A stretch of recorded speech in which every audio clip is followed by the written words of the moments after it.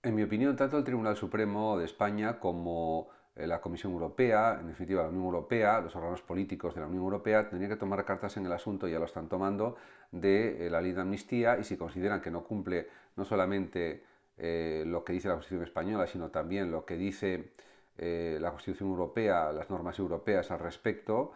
pues decir que tiene que ser cambiada esa ley de amnistía, o tiene que ser anulada, por ejemplo. Eso sería lo más apropiado, porque se está rompiendo el principio de igualdad ante la ley de los españoles, se está iniciando pues una vía que no lleva a ningún lado, porque es un paso más en la pretensión de los independentistas de conseguir la independencia absoluta de Cataluña respecto al Estado español. Pero aparte de esta cuestión, que es evidente, también está lo de romper la igualdad ante la ley de todos, y eso no se puede admitir. Una asociación pide al defensor del pueblo que recurra la ley de amnistía ante el Tribunal Constitucional. Me parece una buena medida, aunque lo previsible es que quizás no llegue a tener consecuencias, en el sentido de que el Tribunal Constitucional puede considerar que está de acuerdo con los principios constitucionales, pero veremos lo que sucede. Además hay otro problema añadido, que aunque el Tribunal Constitucional ponga reparos a la ley de amnistía o diga cosas que hay que cambiar o incluso la rechace de pleno, pues esto no sé si será cumplido por el gobierno español actual. En ese sentido tengo mis dudas al respecto. En cualquier caso me parece una buena iniciativa por parte de esta asociación, y diríamos que el problema es que hay que esperar quizás pues meses, un año, 2 años a tener la decisión del Tribunal Constitucional, y mientras tanto la política española puede haber cambiado muchísimo, pero es lo que se puede hacer. El partido político Ciudadanos pedirá la anulación de la candidatura de Puigdemont a las elecciones catalanas próximas del 12 de mayo porque, según Ciudadanos, lleva residiendo 7 años fuera de España y por lo tanto no podría presentarse a las elecciones de Cataluña. En cualquier caso, eso tiene que ser decidido, analizado, valorado, interpretado, etcétera, de acuerdo con las leyes existentes, y veremos al final cuál es la decisión. En cualquier caso, me parece perfecto que haya tomado esta decisión el propio partido político Ciudadanos, porque todo el mundo tiene que cumplir la legalidad y Puigdemont también. Aparte que es un fugado de la justicia, que escapó de la justicia española para no explicar lo que había sucedido en el proceso, y también pues, está siendo investigado, como se sabe, por presunta colaboración con el terrorismo, aunque sea un terrorismo de baja intensidad, y en ese sentido por lo de Tsunami Democratic, etc. La revelación de secretos no está autorizada en casos, por ejemplo, como fraudes a Hacienda, etc. Y pues la pareja de la señora Ayuso, la presidenta de la Comunidad de Madrid, Alberto González, parece ser que se llama, ha denunciado a la ministra de Hacienda, la señora Montero, por supuesta revelación de secretos. Claro, eso tiene que demostrarse y probarse, porque si no, realmente no habrá consecuencias, y tiene que ver si eso fue real o no, o fue verdad o no fue, y en definitiva tiene que haber pues un proceso de investigación en toda regla. En cualquier caso, está claro que también salió esa información en distintos periódicos de ámbito nacional, y por tanto la cuestión parece que tiene una cierta complejidad en cuanto a quién realizó las filtraciones, si es que las hubo, y todo eso tiene que ser investigado por la justicia, como es lógico por otra parte. Eso no tendría que suceder, pero sucede, desgraciadamente.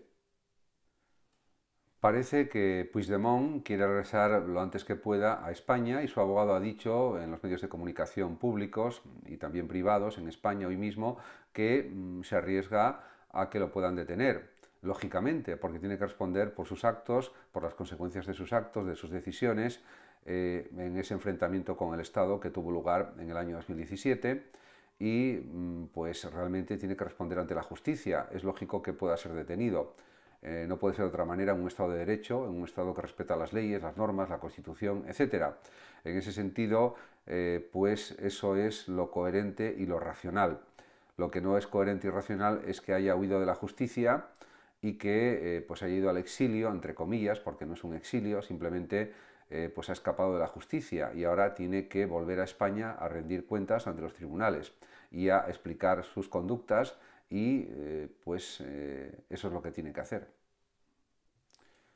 El duelo por la muerte de un familiar que murió, por ejemplo, en tiempos de pandemia, al inicio de la pandemia, especialmente en una residencia de mayores, pues diríamos es una tortura para algunos familiares que no pudieron ayudar suficientemente a sus padres, a sus madres, a sus familiares, para evitar que murieran de esa forma trágica. Otra cuestión diferente es cuando llega la muerte porque es el periodo final de vida y no hay solución, y eso hay que admitirlo porque es ley de vida. Otra cosa muy distinta es que sea por algo que es realmente evitable, como poner en funcionamiento, diríamos, distintos equipos médicos en las residencias, que haya más cantidad de mascarillas, mejor atención médica, más personalizada, de más calidad, y de esa manera que esas personas hubieran podido salvar sus vidas y que no hubieran muerto por causa de la desatención, por la falta de elementos materiales de protección, mascarillas, etcétera, oxígeno, respiradores, por ejemplo, que fue algo terrible también, que faltaron para muchas residencias y para muchos mayores. Un informe de la Comisión Ciudadana por la Verdad dictamina o establece que, después de una investigación, que en los meses de inicio de la pandemia, en el 2020, se podrían haber evitado miles de muertes en muchas residencias españolas de mayores, y por la falta de equipo médico o porque no había suficientes mascarillas, pues al final se dejó morir a miles de personas mayores que además se contagiaron, etcétera, etcétera. En definitiva, tendría que haber reaccionado de forma más rápida el propio gobierno, el propio Estado, para ayudar a esas personas enfermas indefensas y diríamos que también eran mayores, por lo tanto requerían una atención muy especial, precisamente por su fragilidad, por su debilidad, y precisamente fueron los que realmente tuvieron que pagar en parte las consecuencias de la pandemia, desgraciadamente. En ese sentido, esperemos que sirva ya de experiencia para el futuro.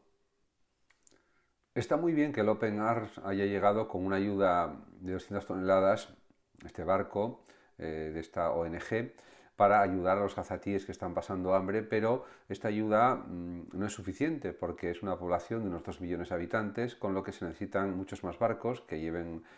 alimentos, medicinas, etcétera, lo necesario, y también hace falta ayuda por carretera. Por tanto, de eso se trata, de que llegue ayuda especialmente por carretera y como complemento también por barcos. También Estados Unidos va a poner en marcha una especie de puerto flotante en un espacio de tiempo de unos 2 meses aproximadamente. Tardarán en organizar eso. En cualquier caso, son noticias positivas, pero que no son suficientes para evitar, diríamos, la hambruna que existe ya entre los gazatíes y para mejorar sus condiciones de vida. Es algo importante, por supuesto, se está en el buen camino, pero hace falta mucho más.